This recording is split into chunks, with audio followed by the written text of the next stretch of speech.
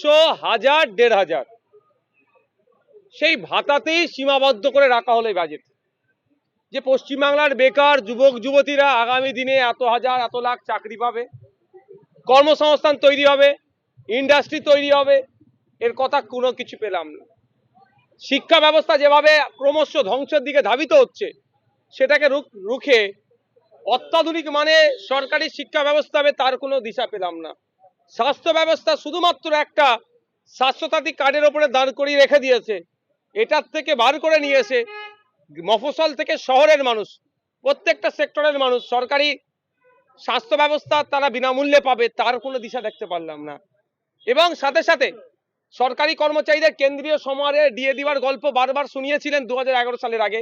এবারও আমরা দেখলাম সরকারি কর্মচারীদের তাদের হকের প্রাপ্য ডিএ মাত্র 4% তারা বাড়িয়েছেন, মানে এখানেও সেখানে কৃপণতা করেছে।